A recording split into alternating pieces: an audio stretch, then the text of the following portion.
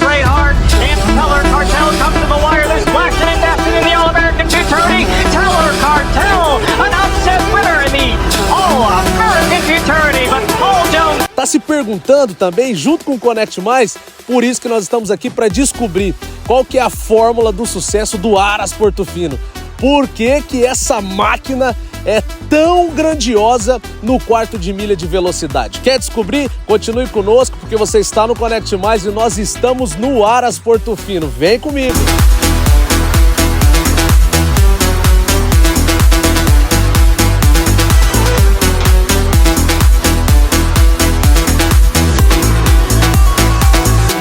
Olá, meus amigos do Connect Mais, eu estou aqui do lado do Marcos Ribeiro Leite, proprietário do Aras Portofino.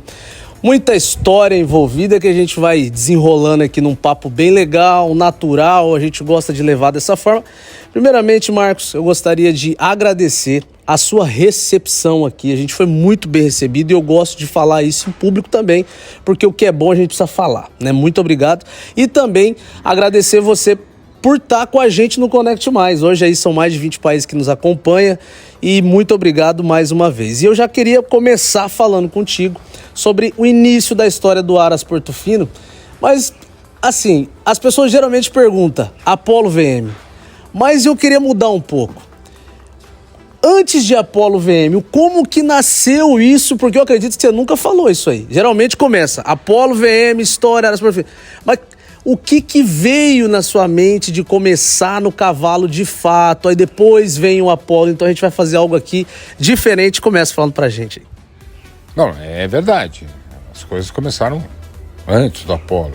Na verdade, eu venho de uma história, de uma trajetória profissional, sempre na área de tecnologia, muita coisa urbana, vivendo... Até 30 anos de idade, para mim, pisar na grama era uma raridade, né? Era algo que só no campo de futebol, né? E você chega num ponto da vida que você sente a necessidade do contato com o campo, contato com a terra, contato com isso. E eu, lá pelos 28, 30 anos de idade, eu precisava disso. E então eu, originalmente, a ideia era ter um sítio, alguma coisa assim. E logo essa ideia de sítio, ela foi migrando para uma fazenda, e fazenda era Aras, né? Em paralelo com esse plano de ter uma propriedade rural, eu tive os meus primeiros contatos com o cavalo. E começou assim da forma mais prosaica possível. A minha filha, ela tinha perdido, a gente tinha meu sogro tinha uma fazenda em Araçatuba e ele tinha um cavalo de andar lá, né? E o cavalo morreu. E a minha filha, puxa, o cavalo morreu. E eu tinha aqui um conhecido que era muito amigo da filha do Fernando Muniz, que é da Estância Salacô. E tinha um leilão aqui, né? Tudo isso correndo em paralelo, eu procurando aqui, ó, a fazenda, aconteceu isso, e eu entalei de comprar um cavalo ali naquele leilão. Sim. E as histórias todas convergiram aí. Aí, então, rapidamente aquele plano da fazenda virou um Aras, a minha paixão por cavalo começa aí. Era um cavalo Aimadesh Tu, na época era muito famoso esse garanhão aqui. E era lindo, não corria muito, mas era lindo. E daí começa uma longa história até o momento que eu decido realmente fazer um Aras, montar uma estrutura como se deve, um plantel, e aí entra o Apollo VM, né? Bacana, por isso que eu tô perguntando, porque isso aqui eu não vi em lugar nenhum e você tá contando uma história, talvez até muito pessoal também, né? Porque ninguém sabia disso aí. E aí você já dando essa continuidade no Apollo VM, algumas pessoas já têm visto também, né? Tem postado na internet algumas matérias, mas comenta um pouco pra gente como que foi esse seu contato com o Apollo VM. O senhor sempre explica, né? Que, o Garanhão tava um pouco esquecido, mas como que foi o seu primeiro contato? Já conhecer a história do Apollo como craque? É uma coisa que eu também sempre falo e corroboro muito da sua opinião que a vida do Garanhão é totalmente diferente quando ele é um atleta. Então, fala um pouco pra gente sobre essa caminhada aí, quando você viu, né, esse grande fenômeno, né, vamos dizer assim, do quarto de milha, e falou, vou trazer ele pra cá. Como que foi isso? Olha, então, dentro dessa trajetória de buscar criar um plantel de matrizes, e sem dúvida era necessário ter um Garanhão-chefe. E aí começa a procura também de opções, algumas opções fora e etc. E eu, já envolvido com o mundo do cavalo, eu via o Apolo como um atleta espetacular, né? Nunca perdeu uma corrida na vida dele, invicto, e com 13 vitórias, ganhou todos os grandes prêmios, e um cavalaço, né? Um porte, uma coisa. Eu sempre tive interesse por ele. Aí comecei a ir atrás, comecei a ver por que ele não estava reeditando na condição de Garanhão o que ele tinha feito nas pistas, e aí tinha toda a história lá dele com os antigos proprietários, enfim, surgiu a oportunidade e aí eu compro o Apolo. E agora eu vou te contar assim, o meu primeiro contato com o Apolo, porque eu comprei o Apolo sem nunca ter tido contato direto com ele. Via filmes, fotos e tudo, falar das pessoas e tudo, mas eu não tinha tido contato. E aí eu me lembro, dentro dessa vida, trabalho, empresa, tal, o Apolo chega e não havia essas cocheiras aqui, eu estava formando Aras. E aqui era uma fazenda de cana. Sim. Chamava-se Fazenda Bela Vista. E só tinha umas cocheiras pequenas lá perto da sede, né? Que hoje eu transformei em outra coisa. E eu precisava receber o Apolo, porque as matrizes, os cavalos que eu comprava, eu aluguei um Aras aqui perto, mas eu falei, não vou deixar o Apolo fora daqui. Sim. Então nós adaptamos as cocheirinhas do lado da sede. E era uma cocheira que você chegava, ela dava a porta da baia, dava para fora, né? Então, eu cheguei na sexta-feira à noite do escritório, vim para cá, quero ver o Apolo, fui ver o Apolo. Rapaz, quando abre a porta da cocheira, tem um desnível assim, ainda de um pau, abre o negócio, sai o Apolo lá de cima, mas o Apolo era grande, era um cavalaço, ele era muito maior do que você imaginava. Era um cavalo de um porte e ao mesmo tempo de uma docilidade impressionante. Foi assim, no primeiro contato, no primeiro momento, ele já dócil, amigo, e virou um amigão meu. Que foi a trajetória nossa a partir daí. Que bacana, muito legal essa história. E me fala uma coisa, Marcos, como que vem a sua primeira geração de criação? A gente tá falando que agora você veio, teve toda essa história, trouxe o Apolo, e aí como que você se prepara para começar a sua primeira criação e quando foi, se puder falar? Naquela época? Isso. Naquela época, eu sempre comento, a gente errou bastante. Sim. Mas era um custo do noviciado, um custo da pouca informação, porque era uma época diferente. Antigamente você não tinha os recursos que se tem hoje de informação. Hoje você vê corrida ao vivo pela internet em qualquer lugar do mundo. Todas as informações estão disponíveis aí online, imprensa especializada. Na época não havia, era muito complicado. E o que fazia com que o índice, vamos chamar de erros, era muito maior, pelo menos. Tem muita gente errando até hoje, sim, porque tem preguiça de se informar. Mas na época era difícil mesmo, né? Então a gente teve muita dificuldade. A gente, na primeira fase, eu comecei a comprar muita potranca para correr, porque eu gosto também de correr, e depois levá-las transformá-las para matrizes, né? E que há aí um nível de imprecisão grande.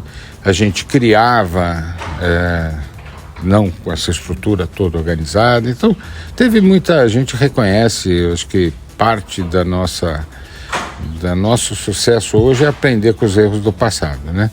Então, a gente teve umas primeiras gerações ao final dos anos 90 e foi razoável.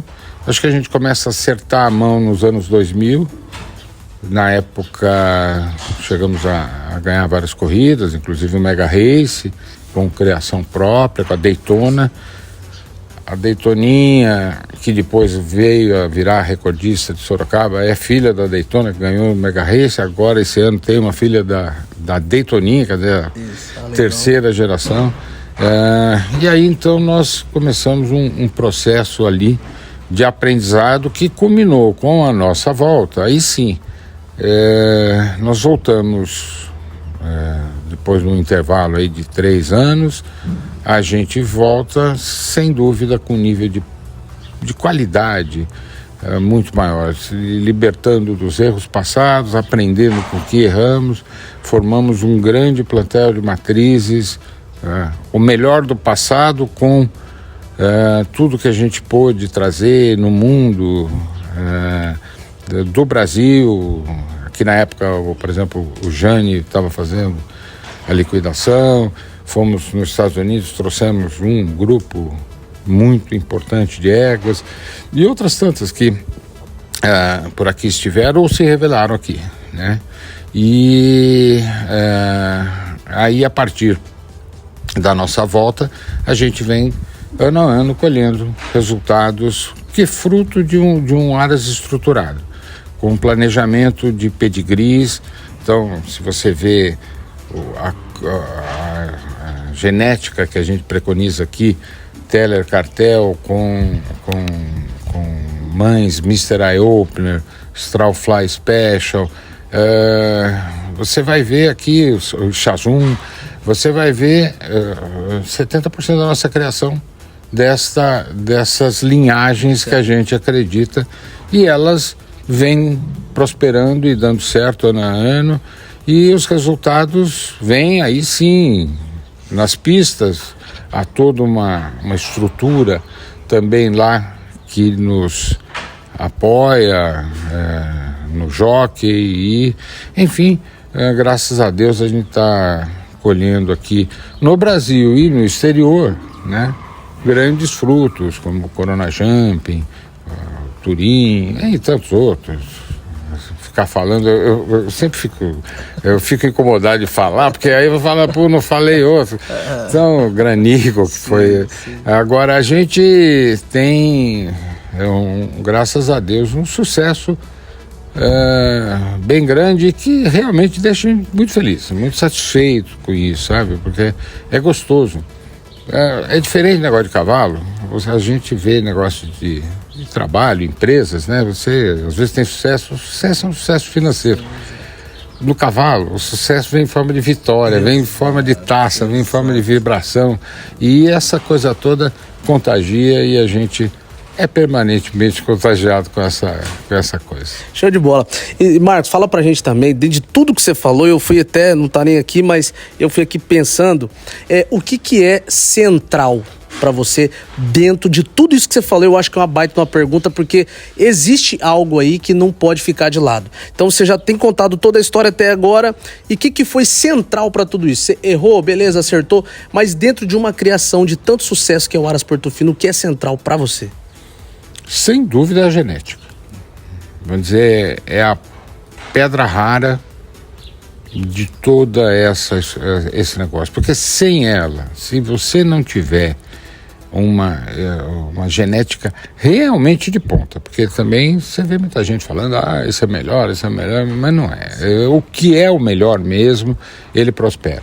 Não é à toa que o Apolitical Jazz é o Apolitical Jazz e enfim, a gente que vive no mercado americano vê muito que isso se materializar de forma, inclusive, financeira, a valorização da genética pura, de primeira linha, real, liberta de modismos, liberta de...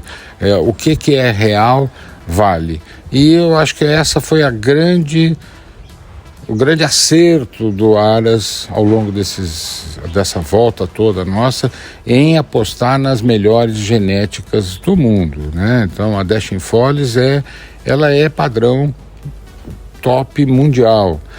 E as Indy Open, a ESA, a Jazz Jets, a Ava, a White Zoom, né? São matrizes de primeira linha. O Teller Cartel é um fenômeno. Porque eu vou contar uma coisa, o Teller, ele é muito parecido com o Apollo, e ele vai deixar um legado parecido com o Apollo também, porque ele é um produtor sensacional nos Estados Unidos, com mais de 11, 12 milhões de dólares de produção, mas ele nunca teve apoio. Ele tem uma história parecida com o Apollo.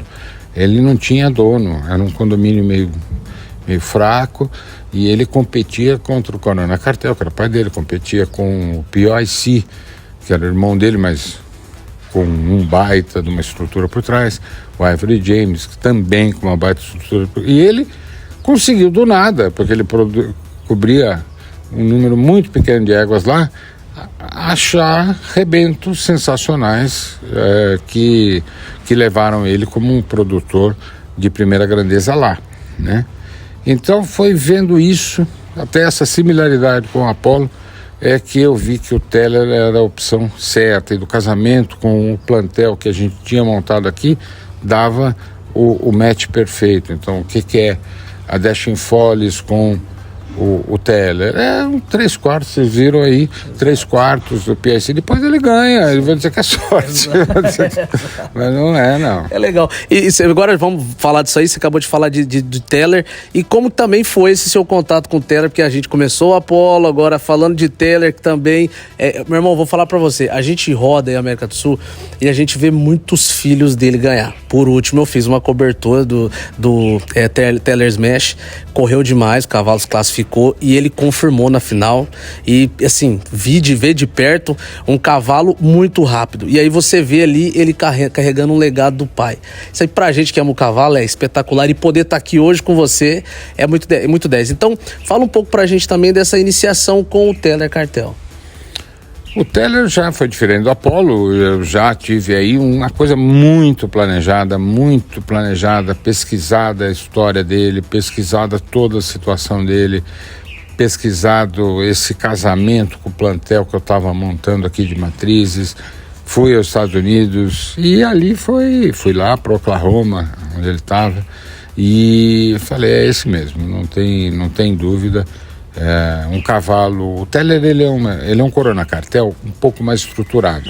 O Corona Cartel, normalmente são aqueles cavalos fogosos e compactos, e o Teller, como traz uma mãe EasyJet mais estruturada, ele deu esse up no pedigree, os potros dele, você vê que tem um padrão acima, o que faz com que eles corram todas as distâncias. Os melhores filhos do Teller, inclusive, correram todas as distâncias. No primeiro ano aqui, nós ganhamos dos 200, a primeira geração dele, até os 400 metros.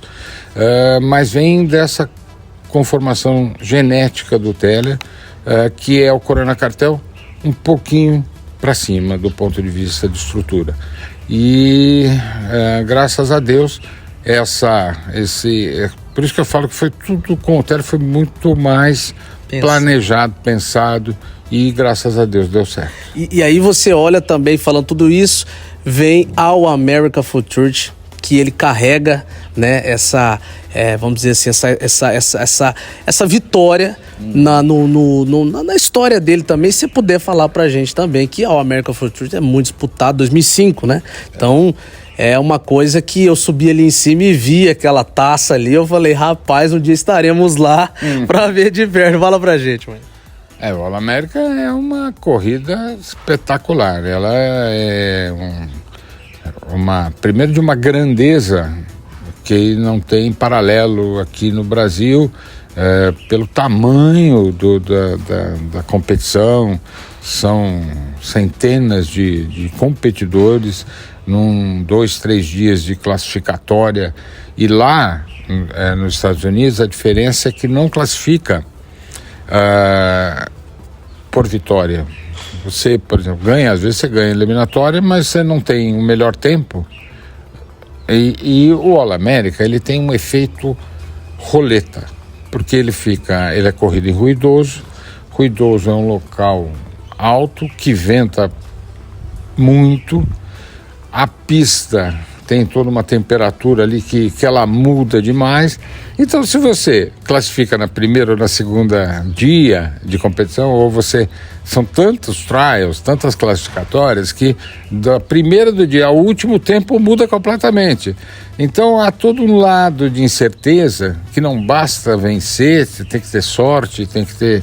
Né, para poder estar classificado para a final, que só entram 10 na final, desses 200 cavalos que competem. Então tem todo um lance meio caótico de quase sorte também, né? Você precisa ganhar, você precisa ser bom, mas você precisa estar no páreo certo, né? E assim, o Teller, ele foi, para você ter ideia, o Corona Cartel foi uma lenda na reprodução. O Teller foi o único filho dele que ganhou lá na época. O Teller foi o único filho do Lazy. O Teller foi criado no Lazy. Foi o único produto Lazy a ganhar o All-América. É muito difícil ganhar o All-América, é muito difícil. O Brasília está caminhando aqui, né? Vai nessa direção, mas ainda tem muita água para rolar. É interessante, falou Brasília e também falou de All-América. Eu queria que você, juntando isso aí, o que você me fala, meu irmão, da criação brasileira e da criação norte-americana? Tudo bem que os americanos são os criadores da raça do quarto de milha, juntando aí o PSI com o Mustang, enfim, tudo aquilo ali, e a gente tem o quarto de milha para cá. Mas na sua concepção, o que você hoje, como empresário de sucesso, consegue olhar e ver esse mercado brasileiro com o mercado norte-americano, de conseguir comparar um com o outro? A primeira diferença entre o brasileiro e o americano está no regramento. Então, o que acontece é que no Brasil, mesmo que você tenha um Aras com toda a disposição de ir lá, de buscar o melhor da raça e trazer, etc., você tem muita restrição aqui no Brasil para importar garanhões, importar éguas. É uma loucura. Você, para trazer uma égua, uma matriz, hoje o regulamento da BQM faz com que ela tenha que ser um prodígio, uma Exa ali o Cuervo, porque um pouco abaixo disso não entra. Isso faz com que haja uma certa reserva e leva o padrão da criação brasileira um pouco para baixo, se fosse mais arejado. Eu acho que a BQM deveria rever essas restrições de modo a dar mais capacidade de competição. Essa proteção que faz ao mercado, eu não sei se é boa quando é exagerado e faz com que o padrão da raça caia um pouco, né? Então eu acho que essa diferença por legislação e tudo mais faz com que a gente não tenha necessariamente o melhor da genética disponível no Brasil, porque simplesmente não se consegue trazer. Então o criador brasileiro quer trazer uma égua, ele tem que trazer uma Dashin Foles, ele tem que trazer uma Exa ali o Corvo, que é muito caro, é muito difícil. Então acaba sendo restritivo, né? Difícil para os criadores terem esse avanço mais natural, que não deveria ser tão difícil, porque seria para o bem da raça, seria para o bem da... há um equilíbrio entre proteger o mercado brasileiro, o criador brasileiro, e proteger a raça. Tem que ter um bom senso aí para poder fazer a criação brasileira prosperar como se deve. Tá, chegando já quase no final, eu não consegui extrair tudo desse homem aqui, porque o tempo voa demais. A gente já tá com quase 22 minutos de entrevista, mas eu acredito que tem muito mais história, mas a gente ainda vai fazer muito mais trabalho. Mas deixa eu te fazer uma pergunta agora.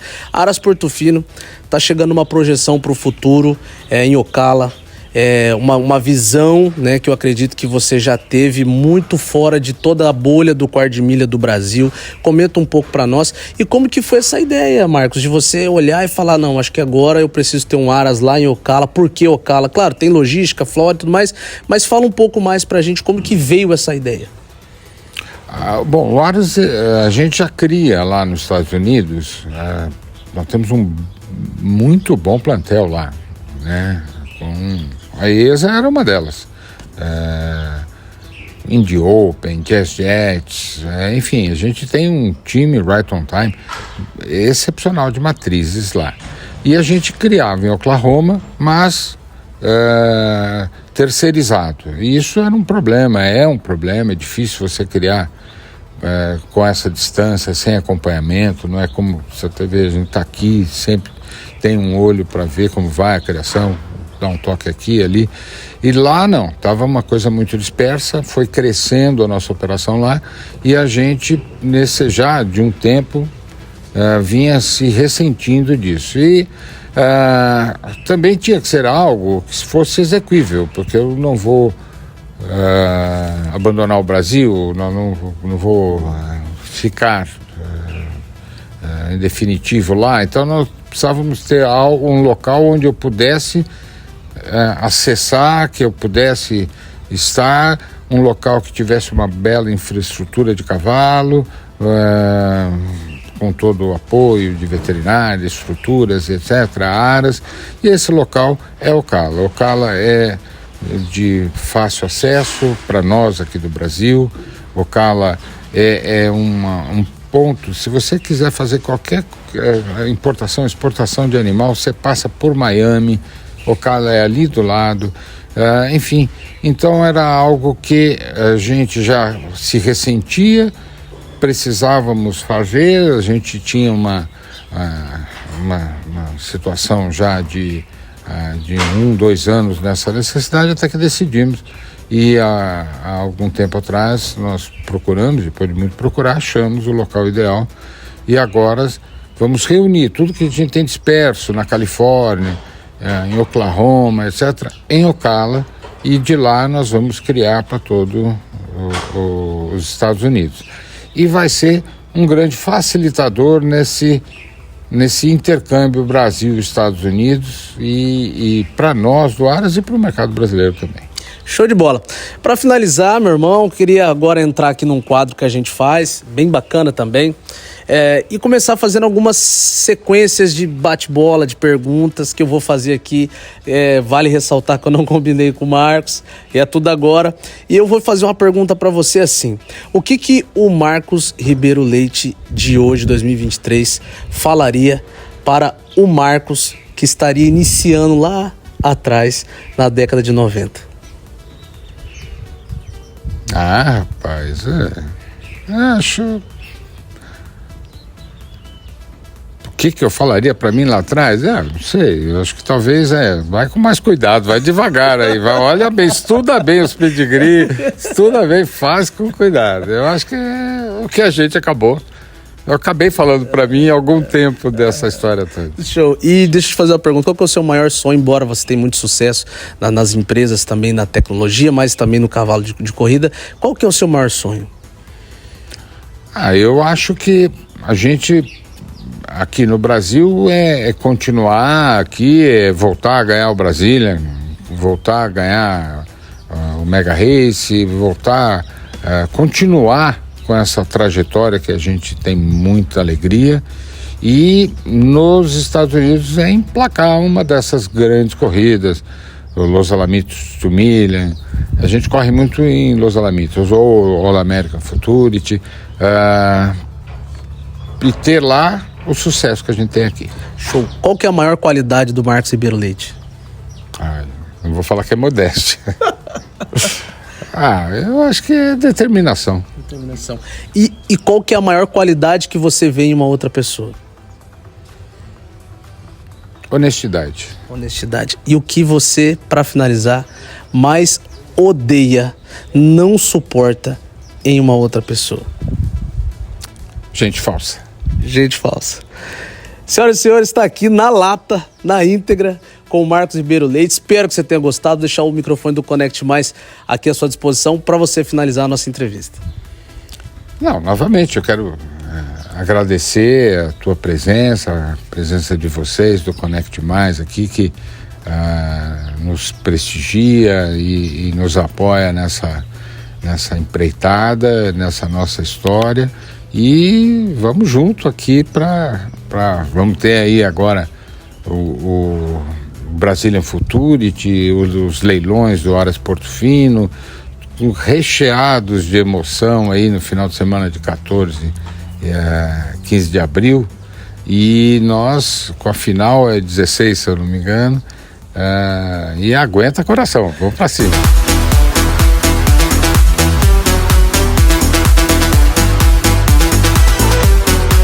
Depois de uma entrevista legal, bem produtiva com o Marcos Ribeiro Leite, a gente vem agora aqui para falar com o Douglas, que é gerente aqui do Aras Portofino. É o rapaz responsável realmente pelo manejo diário, constante, entra ano, sai ano, dos lotes do leilão. É esse gente boa aqui que mexe. Então, Douglas, a gente pode ver aqui atrás, né, inclusive está até mostrando ali, esses animais, esses potros novinhos trabalhando, né? E eu gostaria que você me falasse como que funciona esse trabalho, nome, explica um pouco pra gente, pros amantes do turf, o que é essa tecnologia que vocês têm aqui que trabalha toda essa quantidade de potro de uma vez, preparando já para o leilão. Bom, esse é um redondel, ele é para 6 animais. Os potros começam a trabalhar no final do ano, no início de dezembro, e vão trabalhando até a data do leilão de 15 de abril. Um dia sim, um dia não, meia hora cada vez trabalhar. Trabalha as fêmeas separadas dos machos e dá um condicionamento físico para os animais que ficam presos por causa de cólica, essas coisas, e prepara para leilão. É ótimo o redondel. E é muito melhor que ter um redondel de areia só para trabalhar um animal só, porque o manejo fica difícil e assim amansa muitos potros e leva um pronto para o leilão. É isso que eu queria te perguntar. Isso também ajuda para amansar essa potrada. E eu só queria também que você linkasse junto com isso que eu tô te perguntando, porque você tá aqui no Aras Portofino já tem 25 anos, 23 anos. Então lá atrás não tinha essa tecnologia. Então linka um pouco pra gente como que era o trabalho lá e como era o trabalho hoje aqui, juntando essa tecnologia nova. Você começa a trabalhar e antes, era como você acabou de falar, piquete ali, areia, era mais dificuldade, hoje você consegue entregar mais qualidade.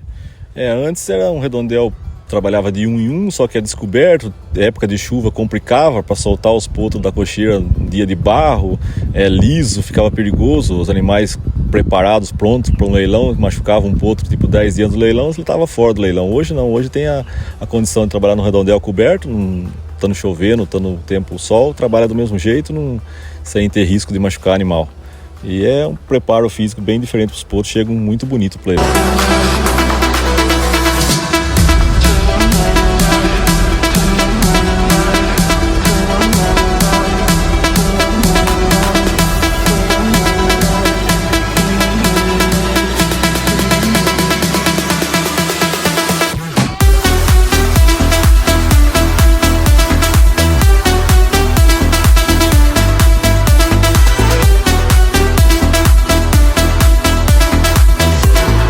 Aqui atrás descansa Apollo VM. Esse fenômeno, né, mundial, mas um fenômeno aqui no Brasil em várias modalidades, né? Na vaquejada, 3 tambores, nas pistas de corrida, no laço. Um animal aí que eu posso dizer para você que é o maior dos campeões. Ele é diferente. Então, aqui, né, tá descansando Apollo VM, o ambiente, a energia é diferente do Aras Portofino. Saber que aqui está descansando um cavalo que realmente mudou toda a história do quarto de milha de velocidade.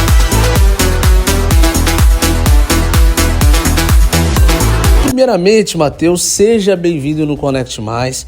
E eu gostaria que você já começasse falando como que chega esses animais, como que chega essa criação do Aras Portofino para você. Por que eu tô fazendo essa pergunta? Porque a criação, ela conta muito. Se chega um animal mal criado, você tá doido, você vai ter um trabalho imenso pela frente. Mas se chega um animal muito bem criado, com o selo e com a marca do Aras Portofino, eu tenho certeza que vai facilitar. Isso é o que eu acho, mas eu vou deixar você falar, fala pra gente aí. Olá, Ronei, muito obrigado. Bom, como você falou, né, os animais chegam lá muito bem criados. Dr. Marcos escolhe as melhores genéticas mundiais, os melhores cruzamentos. E junto com o Douglas na criação, os cavalos chegam praticamente prontos lá pra gente, né? A gente só vai moldar os craques, né? Tá certo. Então, no caso, é interessante você falar. Como são animais, esses craques de alta performance, claro que, às vezes, micro lesões vão existir, mas como eu acabei de falar, às vezes mal criado, é lesão toda hora. Às vezes você vai só trabalhar um cavalo, o cavalo já tá lesão, às vezes no matinal já sente. Então, eu gostaria que você falasse sobre isso também, sobre as lesões. É quase nada, são poucas lesões. As lesões são mínimas, né? São mínimas. Lógico que vai ter microlesões porque são animais de alta performance, né? Animais super explosivos. Então, sempre vai existir as microlesões. Mas, graças a Deus, lá com a gente, são quase invisíveis. Show de bola. Pra você ver que a criação e o treinamento conta muito. E a gente tá do lado aqui, meu irmão, desse, vamos dizer assim, marco histórico, porque não é só apenas um troféu, né? Isso aqui representa pro Teller o bi, né? Ganhou 2 vezes o campeão do campeões, que em inglês é Champion of Champion, porque o Aras Portofino agora tá americanizado, né? Também a gente, como você viu aí tudo, a gente conversando sobre esses projetos futuros aí do Aras nos Estados Unidos. Mas, meu irmão, fala como foi ganhar esse troféu, esse GP muito disputado, visado, e eu acredito que fácil não foi, mas com as suas estratégias, treinamento, garra, vocês conseguiram adquirir esse troféu aqui. Realmente, essa corrida foi muito importante pra gente. Foi o bi, né? Como você disse, e teve os melhores animais do ano correndo, disputando, e graças a Deus a gente conseguiu conquistar o bicampeonato com o Teller Turim, né? E tudo isso com o esforço de toda a equipe, pessoal do Aras, Dr. Marcos, equipe do Aras Portofino em geral. Foi muito, muito emocionante e somos o primeiro bicampeão dos campeões.